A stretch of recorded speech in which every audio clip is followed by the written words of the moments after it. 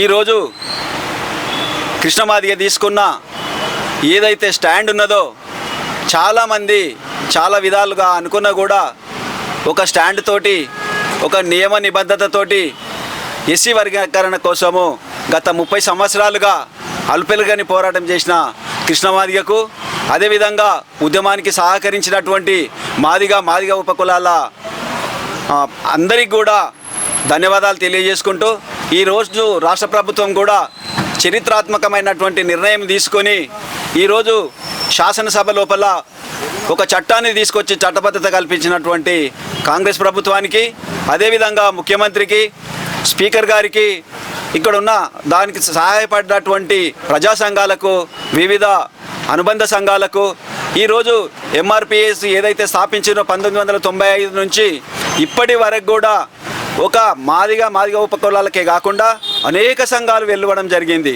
మాలలు కావచ్చు, ఎరకలు కావచ్చు, తురుం దెబ్బ, డోల్ దెబ్బ, ఇంకా చాలా సంఘాలు ఏర్పడి ఈరోజు రాజకీయ చైతన్యానికి పురుడు పోసినటువంటి ఎంఆర్పిఎస్ను అభినందించవలసిన అవసరం ఉన్నది. ఏదైతే చట్టబద్ధత కల్పించిండ్రో దానికోసము కృష్ణమాదిగకు అదేవిధంగా దండోరా అనుబంధ సంఘాలకు, ఎంఎస్ఎఫ్కు, అదేవిధంగా దళిత సంఘాలందరికీ కూడా, అంబేద్కర్ సంఘాలకు, మానవతావాదులకు కాంగ్రెస్ పార్టీ ఏదైతే నిర్ణయం తీసుకున్నదో, ఏదైతే స్టాండ్ తీసుకున్నదో దానికి కూడా మేము మాదిగ జాతి మొత్తం రుణపడి ఉంటుందంట అని చెప్పి తెలియజేసుకుంటూ ఈ అవకాశం ఇచ్చిన పెద్దలకు అందరికీ కూడా మరొకసారి నమస్కారాలు, ధన్యవాదాలు తెలియజేసుకుంటూ సెలవు తీసుకుంటా ఉన్నాం. ముఖ్యంగా ఈ ఎస్సీల లోపల ఎందుకు వచ్చింది ఈ యొక్క రిజర్వేషన్ తలంపు అనేది మనం చూసినట్లయితే, స్వతంత్రం వచ్చినప్పటి నుంచి ఎస్సీల లోపల మాదిగ జాతి వాళ్ళు వెనుకబడిపోయారు. విద్య ఉద్యోగాలలో ఎస్సీల లోపల ఉన్న ఇంకా కొన్ని కులాల వాళ్ళు కొంత ఆర్థికంగా కానీ చదువు పట్ల కానీ అన్ని రాజకీయంగా కానీ కొంత వాళ్ళు ముందుండడం జరిగింది. అన్నీ క్రోడీకరించి మరి ఎస్సీలను 3 వర్గాలుగా విభజించడం అనేది జరిగింది. అది ఒకటి ఏ, బి అండ్ సి. ఏకు 1%, 32 లక్షల జనాభా ఉన్న మాదిగ ఉపకులాలకు 9%, మరి 15 లక్షలు ఉన్న మాలలు మరి ఇతర ఉపకులాలకు 5%, ఈ రకంగా 15% అనేది ఇవ్వడం జరిగింది. అంటే మా తరఫున మాదిగ ఉద్యోగుల సంఘం తరఫున నేను డిమాండ్ చేసే విషయం ఏంటంటే, ఈరోజు జనాభా ఎస్సీల జనాభా కూడా దాదాపు 90 లక్షల పైచిలుకున ఉన్నది. టోటల్ జనాభా లోపల మా పర్సంటేజ్ 18 ఉన్నది. కాబట్టి రిజర్వేషన్ అనేది ఈ 15% కాకుండా 18% పెంచాలని చెప్పి కూడా నేను డిమాండ్ చేస్తున్నాను. గౌరవ ముఖ్యమంత్రి గారు కూడా నిన్న అసెంబ్లీ కూడా ప్రకటించారు. రేపు జరిగే 2026లో జనాభా లెక్కల ప్రకారము ఏదో జనాభా మనకు ఎంతో వస్తుందని చూసి దాన్ని తప్పకుండా ఆయన ఎన్హాన్స్ అనేది చేస్తానని తెలియడం జరిగింది. ఏదేమైనా సుదీర్ఘ పోరాటం తర్వాత ఈ యొక్క కేటగిరైజేషన్ అయినందుకు మేము సంపూర్ణ హర్షం వ్యక్తం చేస్తున్నాము. దానికి సహకరించిన అన్ని పార్టీలు, నిన్న శాసనసభలో అన్ని పార్టీలు మాట్లాడినాయి, ఏ పార్టీ కూడా వ్యతిరేకించలేదు. కాబట్టి బీఆర్ఎస్ కానీ, మజ్లిస్ కానీ, సిపిఐ కానీ, సిపిఎం కానీ, కాంగ్రెస్ పార్టీ, అన్ని పార్టీలకు మా తరఫున, మా మాదిగ జాతి తరఫున మేము ధన్యవాదాలు తెలియజేస్తున్నాము. మరి ఈ యొక్క ఇప్పుడు మరి మా మాదిగ ఉపకులాలు కూడా అన్ని రంగాల్లో విద్య, ఉపాధి, ఉద్యోగ రంగాల్లో కూడా కొంత మెరుగైన ఫలితాలు సాధిస్తాయని చెప్పేసి నేను అనుకుంటూ ఈ అవకాశం ఇచ్చిన మరి పెద్దలకు ధన్యవాదాలు. సీఎం రేవంత్ రెడ్డి గారు ఏదైతే మరి ఎస్సీ వర్గీకరణ మీద మరి నిర్ణయం తీసుకున్నారో అది చరిత్రాత్మక నిలిచిపోతుంది. అది ఎందుకంటే ఎస్సీ వర్గీకరణ 30 ఏళ్ళ నుంచి మరియు ఆ ఉద్యమం జరుగుతున్నది. కాబట్టి ఏ ప్రభుత్వం ఇంతవరకు నిర్ణయం తీసుకోలేదు. కావున కాంగ్రెస్ ప్రభుత్వము మరియు పేదల పాలిట పెన్నితిలాగా మరియు మాదిగల్ల 59 కులాలు ఉన్నాయి. ఈ కులానికి ఎంత వర్గీకరణ కావాలి అని దాని జనాభా తమాషా ప్రకారము మరియు విడదీసి ఏబిసిడిగా మరియు ఈరోజు రేవంత్ రెడ్డి గారు మరి వరీకరణ చేపట్టినరు. ఆయనకు మాదిగల తరపున 59 కులాల తరపున ఆయనకు ధన్యవాదాలు తెలియజేస్తున్నాను. అదేవిధంగా మరియు మాదిగల తరపున ఒకటి విన్నదిగిట మరి రేవంత్ సీఎం గారికి వినవిస్తున్నాను. ఎందుకంటే 30 ఏళ్ళగా మరి మాదిగలు మరియు రిజర్వేషన్ గురించి మరి కొట్లాడినరు. మరి 12% అది కొట్లాడినరు కాబట్టి ఈరోజు ప్రభుత్వము 9% మరియు ఇవ్వడం జరిగింది. అదేవిధంగా మరి ఏమన్నా 26లో మరి సీఎం గారు జనాభా దమాషా ప్రకారము మళ్ళీ ఇస్తామంటని అన్నారు. ఆయనకు అది గిట చెప్పినందుకు ధన్యవాదాలు తెలియజేస్తున్నాను. అదేవిధంగా వరీకరణ గురించి మరి ఎన్నో ఉద్యమాలు చేసి మరి అమరులైన వీరులు ఉన్నారు. కాబట్టి వాళ్ళకు ఒక పెద్దగా ఒక పార్కు ఏర్పాటు చేసి అందులో అమరవీరుల స్తూపము మరి ఏర్పాటు చేయాలని నేను కోరుకుంటున్నాను. అదేవిధంగా వాళ్ళకు మరియు ఇంటికి ఎవరైతే ఉద్యమకారులు ఉన్నారో వాళ్ళకు ఒక ప్లాటు మరియు భూమి గిట్ట ఒక 3 ఎకరాలు కేటాయించాలని నేను కోరుకుంటున్నాను. అదే వీరులు అమరైన వాళ్ళకు చనిపోయిన వాళ్ళ గిట్ట ఇంటికి ఒక ఉద్యోగం ఇచ్చి మరియు వాళ్ళ గిట్ట ఒక భూమి ఇల్లు వాళ్ళే కట్టించే విధంగా మరి నిర్ణయం తీసుకుంటున్నాను. మరియు వరీకరణ మరి 9% ఇచ్చినందుకు సీఎం రేవంత్ రెడ్డి గారికి, కాంగ్రెస్ పార్టీకి, అందరికీ మాదిగ తరపున జై భీమ్ తెలియజేస్తూ ముగిస్తున్నాను. జై భీమ్, జై తెలంగాణ, జై హింద్. ఎంఆర్పిఎస్ 30 ఏళ్ల సుదీర్ఘ ఉద్యమ పోరాటంలో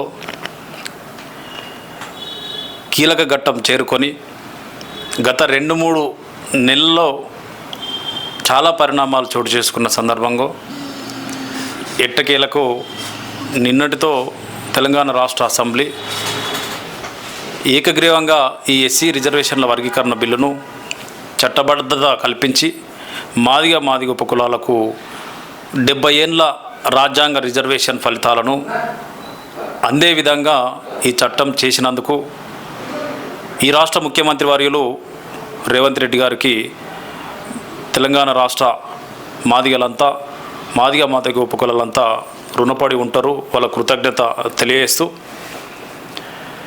వీటన్నిటికి కూడా కారకులు ఎవరంటే ఈ ప్రపంచంలో అణగారిన వర్గాల ఆశాజ్యోతిల్లో ఒకరైనటువంటి డాక్టర్ బాబాసాహెబ్ అంబేద్కర్ గారు రాజ్యాంగ రిజర్వేషన్ పొందుపరిస్తే అవి అందట్లేవని 30 ఏళ్ళుగా మందాకృష్ణ మాదిగ గారు ఎన్నో రకాల ఉద్యమాలు నడిపి ఈ రిజర్వేషన్ ప్రతిఫలాలను మాదిగ ఉపకులాలకు సాధించి పెట్టడం జరిగింది. అయితే ఈ ఘట్టంలో ఈ ఎంఆర్పిఎస్ ఉద్యమాన్ని మందాకృష్ణ మాదిగ గారు నడుపుతుంటే మందాకృష్ణ మాదిగ గారి ఉద్యమానికి తోడైన వ్యక్తులు ఎవరంటే కేవలం మాదిగలలో ఉండబడే కనీసం తినడానికి తిండి లేనటువంటి వాళ్ళు ఎంఆర్పిఎస్ ఉద్యమం నడిపినరు. గోచిగట్టుకొని డప్పు సంకనేసుకొని ఈ ఉద్యమాన్ని నడిపినరు. తొలి దశ ఉద్యమంలో గోచిగట్టుకొని డప్పు కొట్టి 2000 సంవత్సరంలో ఈ ఎస్సీ రిజర్వేషన్ల వర్గీకరణ ఉమ్మడి ఆంధ్రప్రదేశ్లో సాధించి పెడితే 22,500 ఉద్యోగాలు మాదిగ ఉపకులాలకు అందడం జరిగింది. మలి దశ ఉద్యమాన్ని తీసుకున్నా గొప్పగా ఎదిగిన వాళ్ళు ఈ ఉద్యమంలో లేరు. ఇలాంటి ఒక్క రూపాయి లేకుండా తినడానికి తిండి లేని మాదిగ కార్యకర్తలు ఈ ఉద్యమాన్ని నడపడానికి గల సహాయపడ్డది సబండ కులాలు, సబండ జాతులు, అన్ని రాజకీయ పార్టీలు, అన్ని ప్రజా సంఘాలు ఏదో రకంగా చెంబుతోటి నీళ్ళు ఇచ్చిన వాళ్ళు కూడా ఈ ఉద్యమానికి సహకరించిన వాళ్ళుగా మిగిలిపోతారు. అయితే ఈ ఎంఆర్పిఎస్ కార్యకర్తలు ఇంత పేదరికాన్ని అనుభవించుకుంటూ వీళ్ళు చేసిన ముఖ్యంగా ఈ విజయం మాదిగ కులంలో ఉన్నటువంటి ఎంఆర్పిఎస్ కార్యకర్తలు లీడర్స్ యొక్క మరణ త్యాగం ఈ ఉద్యమ ఫలితాలను సాధించుకోవాలంటే కనీసం మేము చేస్తేనన్నా వస్తుందనే భావనతో వాళ్ళు అమరులైనరు. ఆ అమరులకు జోహార్లు తెలుపుతూ ఈ విజయాన్ని వాళ్ళకి అంకితమిస్తూ వాళ్ళ త్యాగాల ముందు ఈ భూమి మీద ఇంకేమి కూడా సరికావు, వాళ్ళ త్యాగాలకు సరికావు అని చెప్పేసి తెలియజేస్తూ వాళ్ళకు ఘనంగా వాళ్ళకు జోహార్లు తెలుపుతూ ఎంఆర్పిఎస్ ఉద్యమకారులకు శ్రేణులకు అందరూ కూడా నిండు మనసుతో వాళ్ళకందరికీ శుభాకాంక్షలు, కంగ్రాచులేషన్స్ తెలియజేస్తూ ఈ సంబరాలను తెలంగాణ రాష్ట్రం ఏర్పడ్డాక ఏ విధంగా అయితే సంబరాలు చేసుకున్నామో నిజంగా తెలంగాణ రాష్ట్రం ఫలితాలు ఈ తెలంగాణ సామాజికానికి ఇప్పటికి కూడా అందట్లేవు. కానీ ఇది అట్లా కాదు, ఖచ్చితంగా చట్టబద్ధత అయింది. మనకు రావాల్సిన ధర్మమైన న్యాయమైన వాటా నిండు అసెంబ్లీ సాక్షిగా పంచిపెట్టడం జరిగింది. కావున సంబరాలన్నీ గట్టిగా చేసుకోవాల్సిందిగా వాళ్ళకందరూ కూడా ఈ ఉద్యమంలో పాలు పంచుకున్న వాళ్ళకు, వివిధ రాజకీయ పార్టీలకు, వివిధ ప్రజా సంఘాలకు, మా ఉద్యమానికి ఎల్లవేళలా అన్ని రకాలుగా తోడ్పాటు అందించిన మా వికారాబాద్ జిల్లాలో ఉన్నటువంటి మా ఉద్యమాన్ని ఆదుకున్న ప్రతి ఒక్కరికి కూడా మా నిండు మనసుతో వాళ్ళకు కూడా కృతజ్ఞతలు, ధన్యవాదాలు తెలియజేస్తూ మీ మేలు ఖచ్చితంగా మేము మర్చిపోము. మీ సహకారం మాకు గుర్తున్నది. ఇక మా ఎంఆర్పిఎస్ శ్రేణులకు మా విజ్ఞప్తి ఏంటంటే ఈ సంబరాలు చేసుకుంటూ నెక్స్ట్ పోరాటం రాజ్యాధికారం దిశగా అందరూ పయనించాల్సిందిగా తెలియజేస్తూ అందరికి కూడా మరొకసారి జై మాదిగ, జై భీమ్, జై జగ్జీవన్, జై మందకృష్ణ మాదిగ. ఈరోజు మనందరికీ ఎస్సీ మాదిగలకు ఒక శుభదినము. ఎందుకంటే గత 30 సంవత్సరాల నుండి మన మందకృష్ణ మాదిగ గారు మన జాతి గురించి ఉమ్మడి ఆంధ్రప్రదేశ్, తెలంగాణ ఒక్కతన ఉన్నప్పటిసింది కూడా ఎన్నో ఉద్యమాలు చేసి ఎన్నోసార్లు జైలుకు పోయి ఎన్నోసార్లు ఆయన యొక్క ప్రతిభను కనపరిచినా కానీ ఏ గవర్నమెంట్ ఇంతవరకు ఆయనను సహకరించలేదు. కాబట్టి ఈరోజు ఆయన చేసిన ఉద్యమాలకు, ఆయన చేసిన త్యాగాలకు, ఆయన ఎంబడి ఉన్న ఉద్యమ వీరులు ఎంతోమంది మరణించినా కానీ ఆయన ఉద్యమాన్ని బాటను వదలకుండా ఉండి ఈరోజు వరగిట ఆయన ఉద్యమంలో ఉండిగిట మన ఎస్సీ మాదిగల గురించి, వర్గీకరణ గురించి పోరాడి వర్గీకరణ పరిశీలన చేసి మన రాష్ట్ర ప్రభుత్వం, మన సీఎం రేవంత్ రెడ్డి గారి దృష్టిలో పెట్టినందుకు ఈరోజు మన సీఎం రేవంత్ రెడ్డి గారు కూడా ఆయన యొక్క పెట్టిన దాన్ని కట్టుదిట్టమని ఉండి ఈరోజు ఆయనను పెట్టిన వర్గీకరణను పరిశీలన చేసినందుకు మనం అందరం చాలా సంతోషం చేయాలని కోరుతున్నాను. ఎందుకంటే మన మందకృష్ణ మాదిగ గారు అన్ని పార్టీలకు అనుకూలంగా ఏ పార్టీ ప్రభుత్వం ఉంటే దానికి మా యొక్క జాతి గురించి వర్గీకరణ కావాలని తెలుగుదేశం ఉన్న, కాంగ్రెస్ ఉన్న, బీజేపీ ఉన్న, ఆ ఏ ఒక్క పార్టీకి ఉన్న వాళ్లకు బానిసగా ఉండకుండా మన యొక్క పార్టీ యొక్క వాళ్ళ ప్రభావాలకు లొంగకుండా ఉండి మన జాతి వర్గీకరణ కావాలని ఆయన ఎన్నోసార్లు ఉద్యమాలు చేసి కూడా ఇప్పటి వరకుటే జైలుకు పోయి ఆయన యొక్క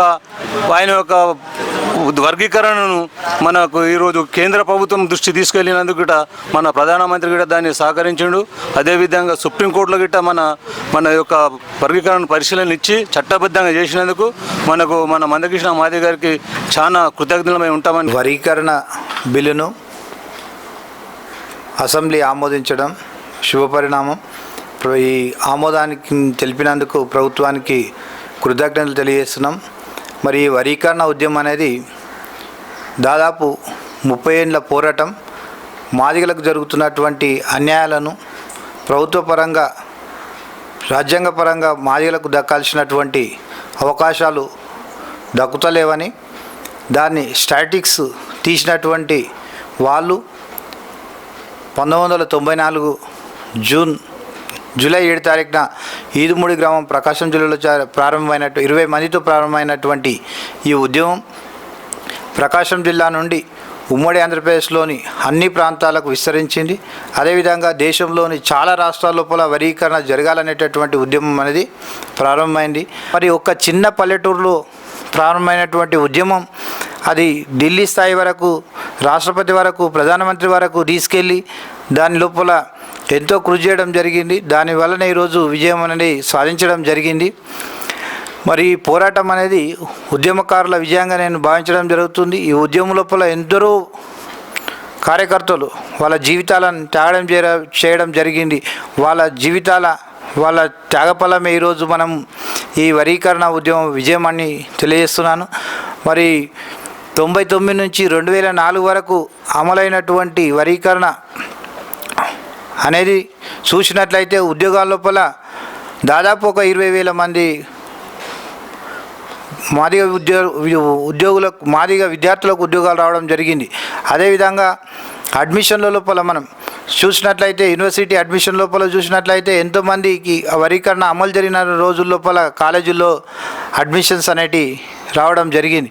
అదేవిధంగా వివిధ రాజకీయ పార్టీలు కూడా ఈ మాదిగల చైతన్యాన్ని చూసి వాళ్ళ పార్టీ టికెట్లు కూడా మాదిగలకు మాలకు సమానంగా ఇవ్వడం జరిగింది. అదేవిధంగా ఒకే ఒక ఎంపీగా ఉన్నటువంటి మాదిగలు తర్వాత కాలక్రమం లోపల ఈ చైతన్యాన్ని చూసినటువంటి రాజకీయ పార్టీలు సమానమైనటువంటి టికెట్లు ఇవ్వడం వల్ల ఒక సందర్భం లోపల 4 పార్లమెంట్ ఎంపీలు కూడా కావడం జరిగింది. అదేవిధంగా రాజ్యసభ మెంబర్లుగా అంటే ఉద్యోగాలతో పాటు విద్యా అవకాశాలు వచ్చినాయి, ఉద్యోగ అవకాశాలు వచ్చినాయి, అదేవిధంగా రాజకీయ అవకాశాలు కూడా వచ్చి ఎంతోమంది మాదిగలు అభివృద్ధిలోకి రావడం అనేది జరిగింది. మరి మాదిగలు అభివృద్ధి చెందుతున్న కాలం లోపలనే ఇది ఎస్సీ ఎస్టీ కమిషన్ సంప్రదించకుండా బిల్లు ఆమోదం చేశారు కాబట్టి ఇది చెల్లదని 2004 లోపల కోర్టు తీర్పు ఇవ్వడం వల్ల దాన్ని కొట్టేయడం జరిగింది. మళ్ళీ 2004 నుంచి నిరంతరం పోరాడుతూ మళ్ళీ ఈరోజు 20 సంవత్సరాల నాటికి అదే సుప్రీంకోర్టు లోపల ఈ రాష్ట్రాలకి వర్గీకరణ చేసే అధికారం రాష్ట్రాలకు ఉన్నదని సుప్రీంకోర్టు చెప్పడం వల్ల ఈరోజు తెలంగాణ అసెంబ్లీ లోపల బిల్లు పెట్టి దీన్ని పాస్ చేయడం జరిగింది. ఈ ఉద్యమం వెనుక మాదిగ విద్యార్థులు, ఉద్యోగులు, నిరుద్యోగులు వీళ్ళందరి కృషి ఫలితం ఉన్నది. అదేవిధంగా